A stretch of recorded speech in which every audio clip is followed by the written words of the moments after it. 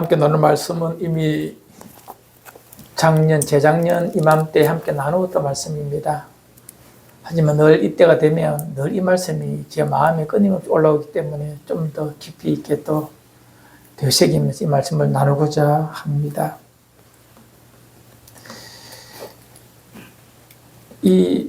우리는 역사를 히스토리라고 말하는데 어떤 분이 이 말을 파자해서 이렇게 말하죠. His story. 그의 이야기. 역사라고 말합니다. 맞습니다. 역사는 하나님의 이야기입니다. 그분의 이야기입니다. 그분이 이 땅을 만드시고 이 땅을 구원하시고 이 땅을 새롭게 하시고 나중에 이 땅에 오셔서 이 땅을 심판하시고 복 주실 그분의 이야기가 이 피두세계의 이야기입니다. 그분이 이 피두세계를 만들면서 시간과 공간을 만드시고 그 모든 것을 당신의 섭리 속에 두셨습니다. 그 섭리를 이해하는 것은 인간의 몫이지만 인간은 아둔하여서 혹은 유한하여서 그분의 섭리를 이해를 못합니다. 인지를 못하고 살 때가 훨씬 많습니다. 나중에 아주 나중에 내 인생을 결산할 때가 되면 그분이 인도하셨구나. 그분이 일을 만드셨구나. 선하게 바꾸셨구나라고 하나님의 섭리를 우리는 인정하게 됩니다. 최소한 인생 마지막 순간에 그분의 섭리를 고백하며 살 수 있다면 그 인생 성공한 것입니다. 내 인생을 그분이 인도하셨다라고 그 마지막 순간에 고백할 수 있다면 그 사람은 30년을 살든 80년을 살든 잘 산 것이요. 그거 없이 인생을 맞이한다면 그 인생은 비참한 인생이요. 아무리 이 땅에서 잘 살았다고 자위의 분들, 그는 실패한 인생입니다. 이기는 모든 분들, 나의 인생, 나의 세계, 나의 삶을 하나님이 인도하셨음을 오늘도 고백하고 나중에도 다 고백하는 여러분과 제가 되기를 바랍니다. 예. 오늘 말씀을 묵상하기 전에 먼저 성경 한 절 보기를 원합니다. 누가복음 2장 1절로 2절입니다. 함께 읽읍시다. 시작. 그때에 가이사 어구스도가 영을 내려 천하로 다 호적하라 하였으니 이 호적은 브레뇨가 수리아 총독이 되었을 때에 처음 한 것이라. 그때에 어느 때입니까? 라고 밑에 말합니다. 누가복음 2장은 예수 그리스도의 탄생을 말하는 사건인데 그때에 어느 때냐? 옥타비아누스가 황제가 되고 옥타비아누스는 성경에서는 가이사 아구스토라고 말하는데 로마 제국이 전 세계를 지배하고 난 다음에 이 삼도 정치가 두 분이 있는데 기원전 60년과 기원전 44년에 있는데 두 번째 이 삼도 정치의 리더로 나선 사람이 옥타비아누스입니다. 그가 최초의 황제가 되죠. 그 이전에는 공화정이었어요. 원로원에서 다스리는 로마였는데 이 옥타비아누스가 이제 실권을 장악하고 최초의 로마의 황제가 되므로 제국이 시작됩니다. 그러니까 기원전 27년부터 기원 후 14년까지 오랫동안 통치하면서 그 대제국이 명실상부한 그 대제국이 이제 한 나라가 되었으니 한 통치권에 들어왔으니 어마어마한 제국이 됩니다. 그런데 그 나라의 통치를 위해서 필요한 것이 세금입니다. 돈이 있어야 제국이 운영되죠. 이 세금을 확보하기 위하여서 어느 지역에 몇 명이 사는가 알아야 합니다. 그래 그 지역에 세금을 부과하고 총독이나 사람을 보내어서 세금을 징수할 수 있기 때문에 그렇습니다. 그래서 이제 모든 제국 내의 사람들은 허접을 하여서 지역의 인구를 한번 정해보자, 헤아려보자라고 법으로 정합니다. 황제의 명으로 호적이 시작됩니다. 이 모든 제국 내에 있는 사람들, 로마 제국은 지금으로 말하면 지중해라는 바다의 북쪽의 유럽과 동쪽의 아시아와 남쪽의 아프리카 전부를 말합니다. 엄청난 제국이죠. 그 제국에 있는 모든 사람들에게 고향으로 가서 호적 신청해라. 내가 이 지역 출신입니다라고 확증을 받으라고 말합니다. 이에 유대의 조그마한 땅에 한 사건이 요한 2장에 기록되고 있습니다. 우리는 잘 압니다. 예수님께서 마리아의 몸에 성령으로 잉태가 되십니다. 그 마리아는 요셉이라는 사람과 약혼한 정혼한 사이입니다. 아직 결혼 안 했습니다. 정혼만 했습니다. 그는 임신을 했어요. 그 수태고지, 그 천사가 와서 말 듣고 수태하고 그런 모든 장소가 어디냐면 나사렛이라는 동네입니다. 갈릴리에 있는 나사렛이라는 동네입니다. 그런데 우리는 잘 알고 있습니다. 예수님은 어디에서 태어나야 됩니까? 베들레헴에서 태어나야 합니다. 왜냐하면 구약에 예수님의 오심에 대하여 약 350회, 1500년 동안 350회 가까운 예수님의 탄생에 대하여 메시아의 오심에 대하여 말해 두었는데 미가서에 보면 5장에 보면 예수님이 메시아가 어디서 온다고? 베들레헴에서 다윗의 동네에서 태어나야 합니다. 다윗이 베들레헴이잖아요. 거기서 태어나야 된다라고 이미 약속해 두었습니다. 미가 선지자를 통하여 주님 오시기 700년 전에. 약속이기 때문에 성취가 되어야 합니다. 하나님의 말씀이라서. 예수님 잉태는 나사렛에서 잉태하셨는데 태어나기는 베들레헴에서 태어나야 돼요. 배가 부른 여자가 그 무거운 몸을 이끌고 베들레헴에 가서 아이를 낳아야 됩니다. 어떤 정신없는 사람이 그 무거운 여자를 데리고 나사렛에서 베들레헴까지 가겠습니까? 교통이 좋은 지금 차로 가면 그렇지만 기원전에 그 일은 어려운 일입니다. 걸어서 낙이 타고 가도 이틀, 3일 정도 걸리는 길이 됩니다. 무거운 여자를 데리고 어떤 남자가 정신없이 3일 길을 걸어서 베들레헴에 가겠습니까? 그 조그마한 촌동네에. 그런데 세계 역사는 하나님의 섭리는 당신의 통치의 방법은 마리아도 요셉도 인지하지 못하고 황제 아우구스토도 인지하지 못하는 속에 당신의 말씀이 이루어집니다. 황제의 명령을 따라서 호적하라고 가라 하니 요셉이 마지못해 배부른 아내를 데리고 베들레헴으로 내려갑니다. 왜요? 요셉의 고향이 베들레헴이거든. 그곳에 가서 호적을 해야 됩니다. 그래야 제국에 인정받고 생활할 수 있기 때문에 법에 의해서 호적하러 가야 됩니다. 호적하러 가서 베들레헴 이르러 예수가 태어납니다. 그래서 예수님은 베들레헴에서 태어나게 됩니다. 제가 지금 말씀드리는 이유는요, 이 말의 의미는 뭐냐면 인생은 하나님의 일하심을 인지를 못합니다. 하지만 하나님은 당신의 약속을 이루어내십니다. 세계 역사뿐이겠습니까? 여러분 한 분 한 분 인생의 모든 걸음도 하나님께서 당신의 섭리 속에 여러분들의 한 개인의 삶을, 역사를 이루어 가심을 믿으시길 바랍니다.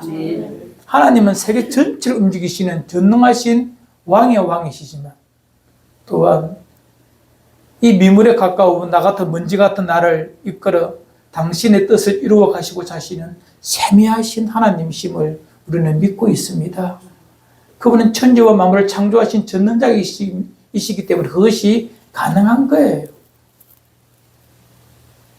그 때에 세계사 흐름 속에 큰 때이지만 하나님은 또한 그 세미한 인도하심 속에 요셉을 통하여 마리아를 통하여 당신의 예언을, 당신의 약속을 성취해 나가시는 것입니다.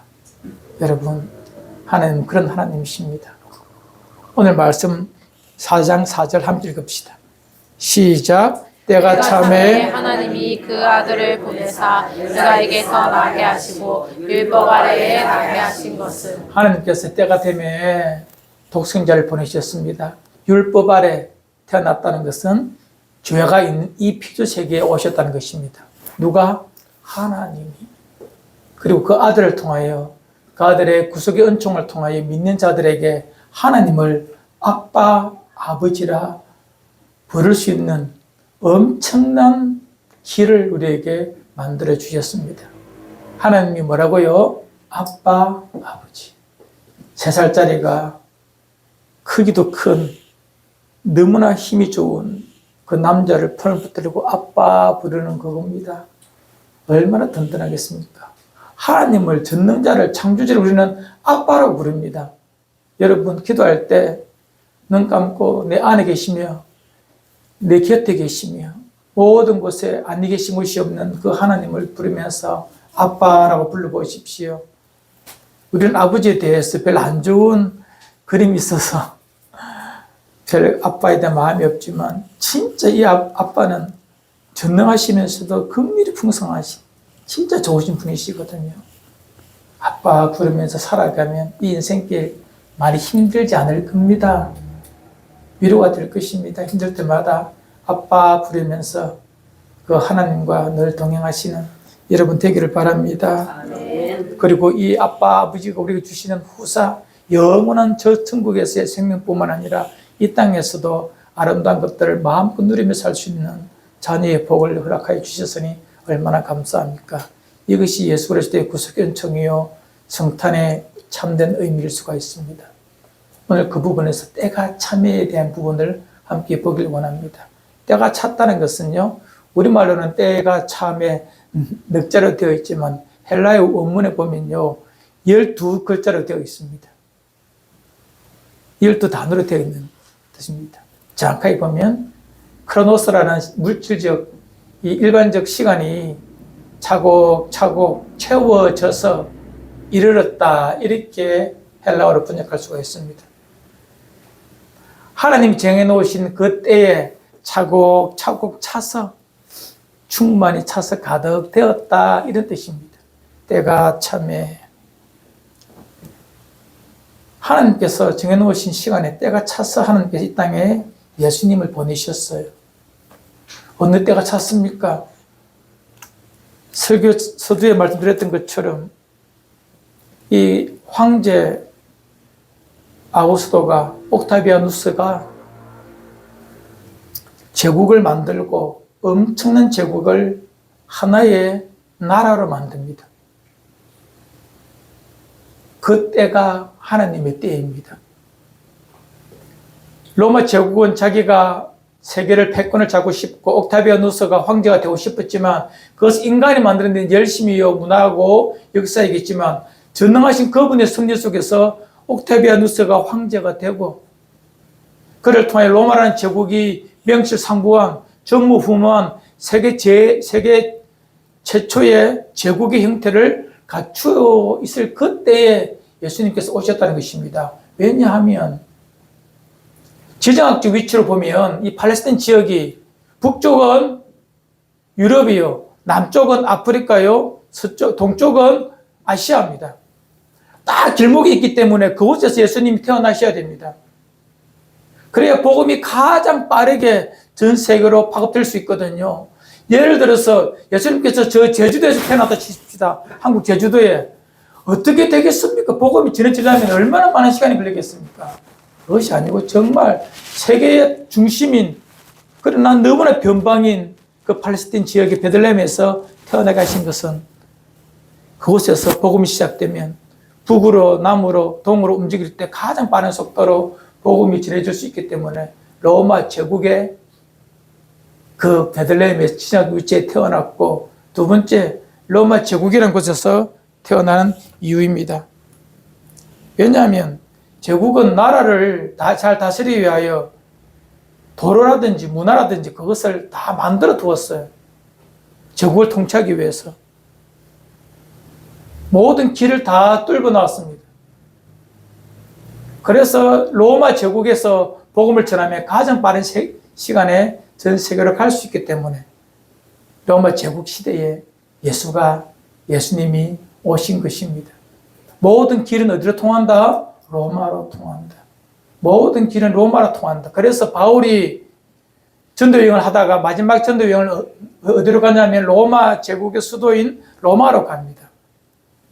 왜? 그곳에 가면 이 복음의 생명의 복음이 전 세계로 가장 빨리 갈 수 있기 때문에 바울은 알고 땅 끝까지 가기 전에 로마 제국에서 복음을 전함으로 복음이 땅 끝까지 이룰 수 있도록 만들어내는 것이죠. 하나님은 그때에 예수님을 보내신 것입니다.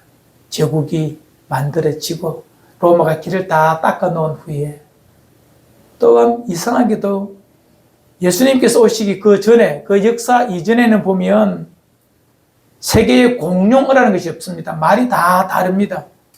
그런데 로마 제국이 딱 들었으면서 로마 제국은 헬라 문화권에서 문안을 다 받아들였거든요.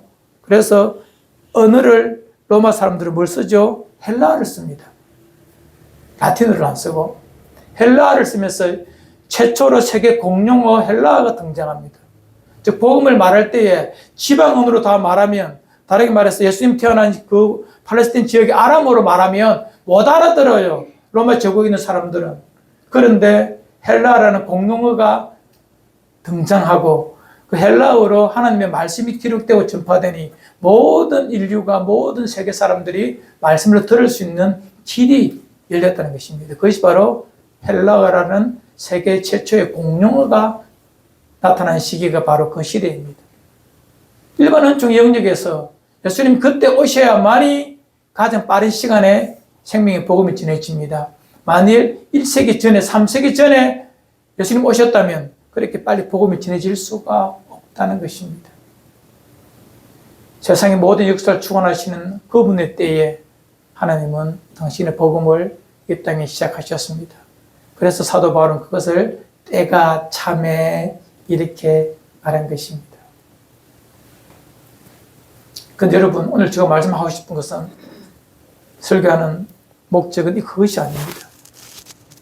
그거는 우리가 세계사 속에서 큰 그림에서 나타나지만 우리가 할 수 있는 것은 뭐냐?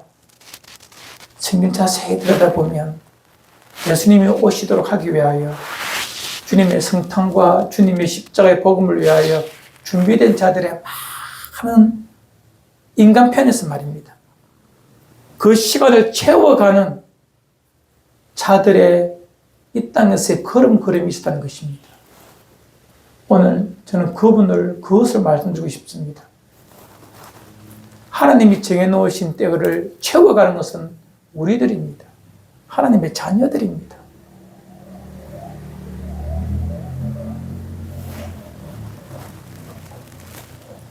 예수님께서 태어나시 6개월 전에 한 사람이 태어납니다. 요한이라는 사람이 태어납니다.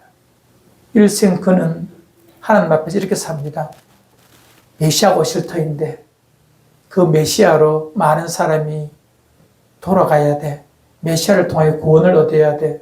그래서 그의 일생 하는 일이 뭐냐면 유대인들의 마음에 죄를 지적합니다.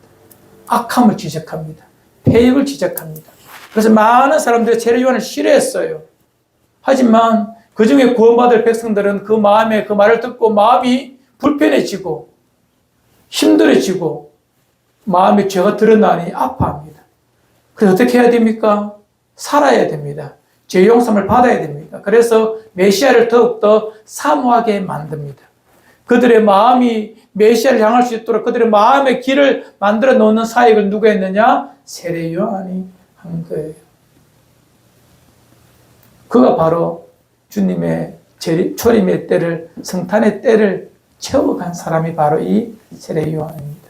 그 이전에 우리 성경 하나 찾아봅시다. 누가복음 2장 25절이 있습니다. 함께 읽어요. 시작. 예루살렘에 시몬이란 사람이 있으니 이 사람은 의롭고 경건하여 이스라엘의 위로를 기다리는 자라. 성령이 그 위에 계시더라. 시몬이라는 사람이 있었습니다.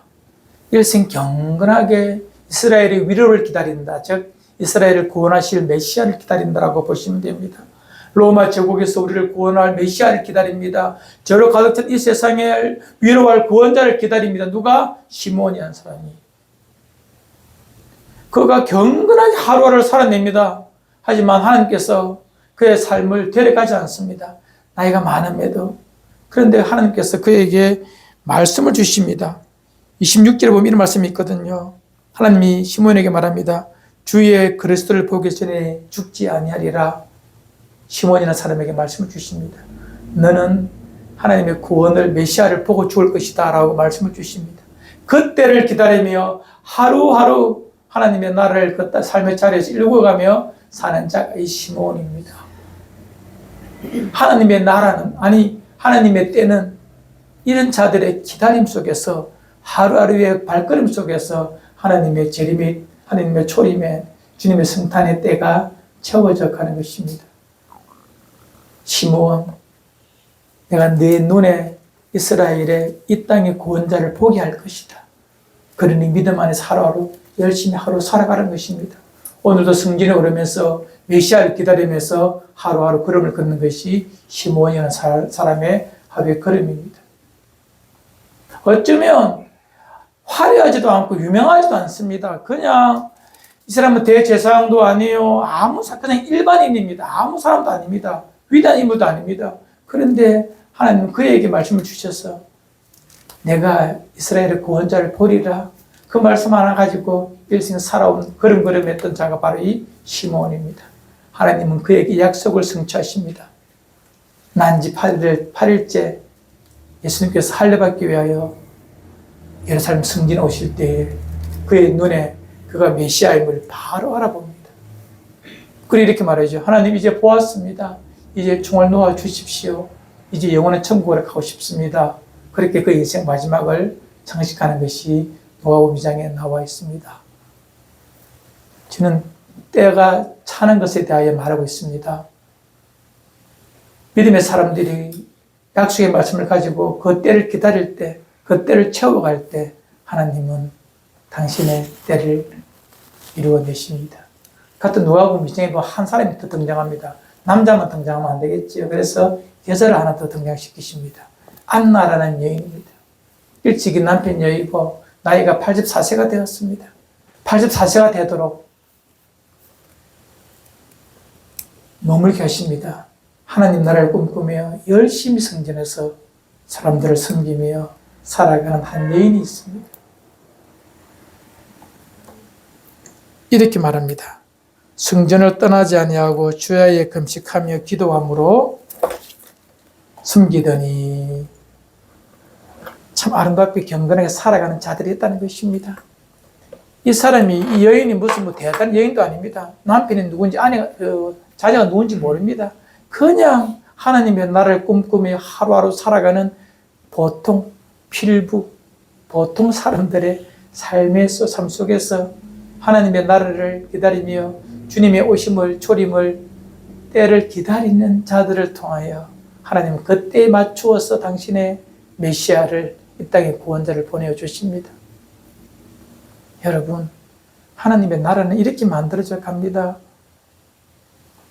번쩍이며 엄청난 소리와 광고와 나팔 소리와 함께 시끌벅적하게 임하는 것이 아니라 자신의 삶의 자리에서 무던히 한 걸음 한 걸음 걸어가는 자들에게 하나님의 때가 맞추어져 있습니다. 여러분들 한 분 한 분 여러분의 삶의 자리에서 이런 모습이기를 바랍니다. 아멘. 이제 우리는 초림을 이미 경험했기 때문에 재림의 때를 기다립니다. 우리가 대림절이다, 그죠? 대강절이다 이런 말씀을 하죠. 우리 초케는 거 이것도 주님의 오심을 기다리는 그런 교회 예식 중에 하나인데, 예전 중에 과거에 하나였는데, 대림, 대강, 주님의 초림뿐만 아니라 주님의 재림을 기다리는 자들의 신앙의 고백입니다. 우리는 초림을 통하여 하나님의 자녀가 되었습니다. 재림을 통하여 하나님의 나라의 완성과 영원한 천국을 경험하게 됩니다. 주님의 재림. 우리는 재림의 때를 이제 채워가야 합니다. 우리 성경을 읽읍시다. 마태복음 24장 14절. 아니요. 먼저 전도서 3장 11절을 봅시다. 죄송합니다. 전도서 3장 11절 시작. 하나님이 모든 것을 지으시되 때를 따라 아름답게 하셨고 또 사람들에게는 영원을 사모하는 마음을 주셨느니라. 그러나 하나님이 하시는 일의 시종을 사람으로 측량할 수 없게 하셨도다. 때를 만드신 하나님 모든 것을 선하게 만들어 가십니다. 하지만 인생은 그 때를 알 수 있다 없다? 모릅니다. 알면 안 됩니다. 알면 큰일 납니다. 감추어 두었는데 알려고 하는 사람들이 다 교회에서 있는데 그들은 다 이단으로 다 빠집니다. 알 필요가 없습니다. 알면 안 됩니다. 몰라야 합니다. 하지만 모르지만 그 시간을 우리가 그 때를 기다리며 채워가는 것은 또 우리의 몫입니다. 알면은 쉽게 채워가겠죠. 누구나 채워가겠죠. 열심히 살겠죠. 하지만 모르기 때문에 많은 사람들이 이 때를 채워갈 마음이 없습니다. 그럼 주님은 언제 마지막 그 때가 되어 채워지는가? 제레미 때가 채워지는가? 아무도 모릅니다. 언제인지 아무도 모릅니다. 하지만 하나 유일한 채워짐의 때가 있으니 마태복음 24장 14절 함께 읽어요. 시작. 이 복음이 모든 민족에게 증언되기 위하여 온 세상에 전파되리니 그제야 끝이 오리라. 그제야 무엇이 온다고? 끝이 오리라. 마지막 채워짐의 마지막 오메가 포인트가 있다는 것입니다. 유일하게 알 수 있는 채움의 때는 이 모든 족속이 자기의 말로 예수 그리스도의 복음을 들을 때 이 마지막 때가 채워진다라고 우리에게 말하고 있습니다. 그래서 전도니 선교가 다 필요한 것입니다. 그 때를 채워가는 것이 바로 우리의 몫이겠죠. 채워가는 것. 여러분과 제 삶의 자리에서 만들어집니다. 내가 뭘 한다고 그 제레미 때를 채워가는가? 그것은 불신앙의 말입니다. 끊임없이 주님의 제레미 때를 기다리면서 하루하루 믿음의 발걸음을 내딛는 것이 마치 시몬이나 안나처럼 그래 채워가는 것이 여러분과 제 삶의 몫입니다. 하나님은 천지와 만드신 전능자이시지만 나를 구원하신 세미하신 하나님의 인도하심을 믿는다면 하나님에게서는 천지 만드시는 것이나 정용식을 구원하시는 것이나 똑같아요.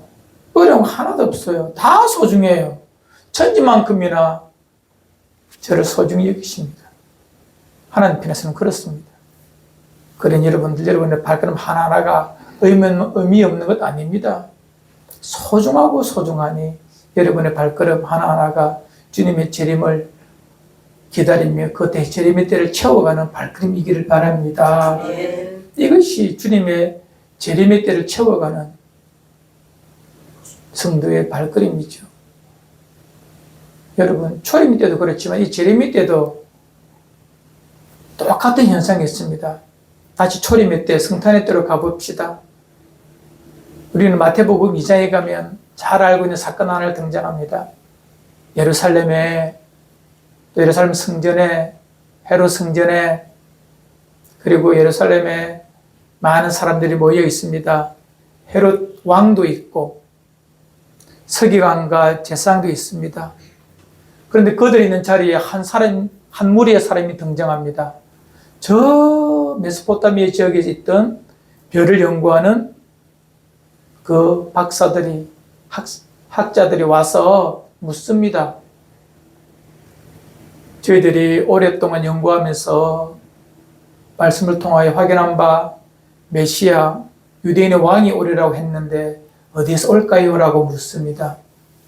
이에 예루살렘이 정신없이 시끄러집니다. 왕이 왔다라고 말합니다. 예루살렘 성전에서 예배드리고 있는 자들에게 묻죠. 대제사장에게 묻습니다. 다 압니다. 메시아가 어디서 태어나는 것은 다 알아요. 왜? 미가서에 나와 있고 구약을 알고 있는 서기관 제사장들은 다 알죠. 유대인들은 다 알아요. 그들의 메시아가 베들레헴에서 온다는 것. 베들레헴은 예루살렘에서 멀지 않습니다. 이 동네입니다.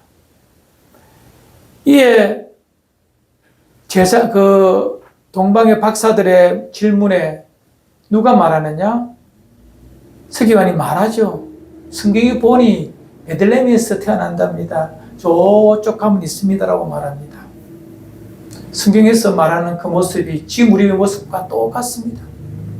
어떤 이는 성탄을 보기 위해서, 확인하기 위해서 그 먼 길을 선물을, 보배를 싸들고 낙타에 싣고 돌아 먼 길 온 사람도 있고, 어떤 사람은 성탄에 유대인의 왕이 왔다는 것에 대하여 깜짝 놀라면서 자기의 자리가 내가 왕인데 왕이 오면 어떻게 하라고 벌벌 떠는 사람도 있고, 어떤 사람은 온다 카던데 뭐 나와 무슨 상관이 있노라고 아무 생각 없이 사는 그런 종교인도 있습니다.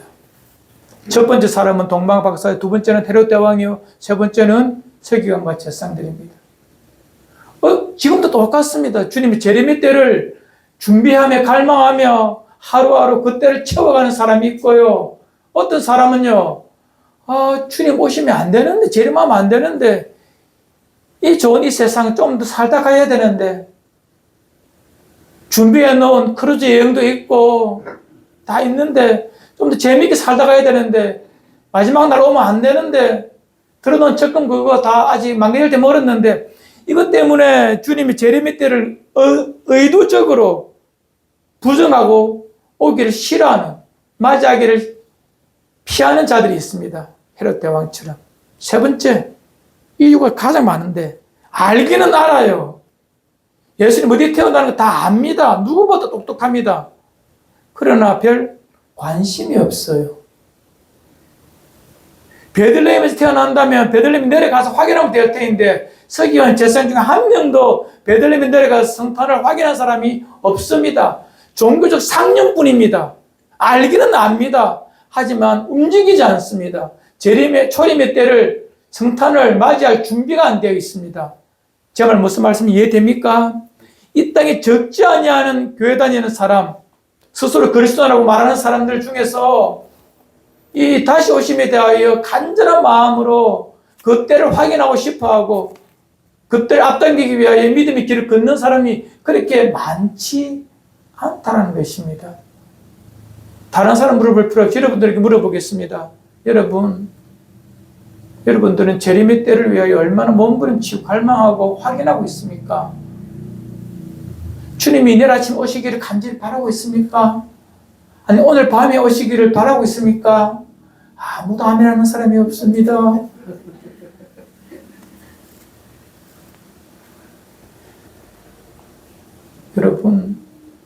여러분의 저나 세 번째 부류의 사람입니다. 알기는 알아요. 재림을 알지요. 어찌 심판하는 거 알아요. 하지만 아무 생각이 없어요. 나와 별 상관이 없는 일처럼 느껴집니다. 그들이 누구냐? 예수님의 성탄의 계절에 서기관과 바리새인들입니다. 제사장들입니다. 알기는 압니다. 답을 다 합니다. 하지만 어디 말디 그래 산다니까요.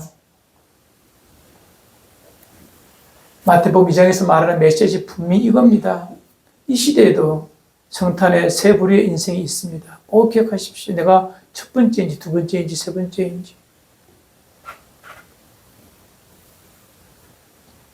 우리는 이 첫 번째 사람들, 동방의 박사들처럼 힘쓰고 애쓰고 시간 들여 마음 들여 애써서 그들을 위하여 성탄은 준비되었던 것처럼 주님의 재림도 그들을 위하여 준비되어 있습니다. 그들에게 기쁨이요, 즐거움이요, 위로요, 영광을 주시기 위해서 주님은 재림하십니다. 그 재림의 기쁨이 얼마나 크겠습니까? 성탄의 초림을, 그 기쁨을, 영광을 보지 못한 자들이 베들레헴에 그리고 예루살렘에 너무나 많았습니다. 보았던 사람은 그렇게 많지 않습니다. 그 영광을 경험했던 사람은 그렇게 많지 않습니다. 지금도 아마 똑같을 것입니다. 이제 말씀을 정리하겠습니다. 때가 찬다는 것은 하나님이 정해놓으신 때가 채워진다는 의미라고 말씀을 드렸습니다. 우리는 재림의 때를 기다리는 사람들입니다. 재림을 맞이할 준비를 하고 있는 사람들입니다. 채워가는 것은 우리의 몫입니다. 교회는 모든 족속의 복음을 듣기 위하여 선교로 정인된 삶을 살고자 우리 지역은 열심히 노력하고 있습니다. 잘하고 있습니다. 이제 좀 더 개인적으로 가봅시다. 한 분 한 분이 이 재림의 때를 얼마나 준비하고 있는지, 기다리고 있는지, 그 끝을 위하여 얼마나 우리가 채워가고 있는지 스스로에게 물어보십시오. 내가 뭘 한들 되겠나? 그것이 서기관과 바리새인들의 사고였습니다. 하나님은 위대한 그 무엇을 바라는 것이 아니라 나의 삶의 자리에서 주님 맞이할 그 때를 준비하는 자들을 기뻐하십니다. 혹 우리가 주님의 재림의 때를 물리적 시간 속에 못 볼 수도 있어요. 하지만 한 개인이 주님을 만나는 것은 엄연한 사실입니다. 곧 주님을 맞이하게 될 것입니다. 내 눈으로 그분을 맞이하게 될 것입니다. 우리는 그것을 죽음이라고 말합니다. 하지만 믿는 자에게 죽음은 영원한 생명으로의 입성이니 얼마나 영광스러운 자리입니까? 그때 맞이할 때에 우리의 삶을 주님은 다 달아보시니 오늘의 삶이 얼마나 소중하겠습니까? 이번 한 주간도 이 재림의 때를 준비하는 여러분들의 체험감이 있기를 바랍니다. 아멘. 정말 동방의 박사들처럼 그런 마음으로 애써 힘써 준비하는, 드리는 그런 삶이 있어야 합니다. 안다고 경험하는 것 아닙니다. 많이 배웠다고, 이미 알고 있다고 체험하는 것도 아닙니다. 오직 채워가고자 나의 삶을 믿음으로 한 걸음 내디딜 때 그 채워감은 이루어지고 그 채워감의 마지막을 우리는 경험하게 될 것입니다. 이것이 지음의 마지막이고 여러분들 한 분 한 분의 마지막이기를 주의 이름으로 축원을 드립니다. 아멘.